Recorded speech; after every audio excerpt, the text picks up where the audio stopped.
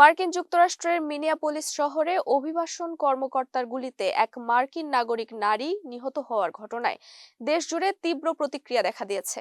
নিহত ৩৭ বছর বয়সী নারীর নাম রেনি নিকোল গুড। ঘটনাটি ঘটে ট্রাম্প প্রশাসনের পরিচালিত এক বড় অভিবাসন দমন অভিযানের সময়।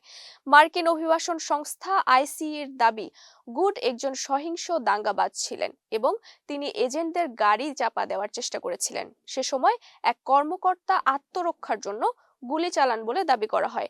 তবে এই ব্যাখ্যা প্রত্যাখ্যান করেছেন শহর ও অঙ্গরাজ্যের ডেমোক্রেট নেতারা। মিনিয়াপোলিসের মেয়র জ্যাকব ফ্রে ঘটনাটিকে একজন এজেন্টের বেপরোয়া ক্ষমতার অপব্যবহার বলে আখ্যা দেন এবং আইসি এজেন্টদের শহর ছাড়ার আহ্বান জানান। ঘটনার ভিডিওতে দেখা যায় একটি আবাসিক সড়কে গাঢ় লাল রঙের একটি এসইউভি কে ঘিরে ফেলেন ফেডারেল এজেন্টরা।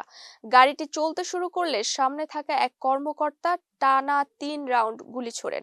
পরে গাড়িটি নিয়ন্ত্রণ হারিয়ে পাশের একটি গাড়িতে ধাক্কা খায়। এ ঘটনার পর মিনিয়াপোলিসের বিভিন্ন এলাকায় বিক্ষোভ ছড়িয়ে পড়ে।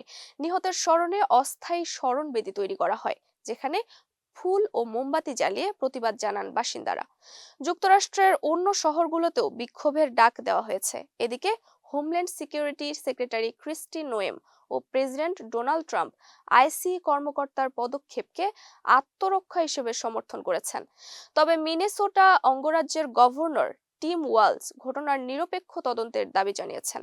ঘটনাটি এখন এফবিআই এর তদন্তাধীন। এই হত্যাকাণ্ড যুক্তরাষ্ট্রে অভিবাসন নীতি ও আইনশৃঙ্খলা বাহিনীর ভূমিকা নিয়ে নতুন করে বিতর্ক উস্কে দিয়েছে।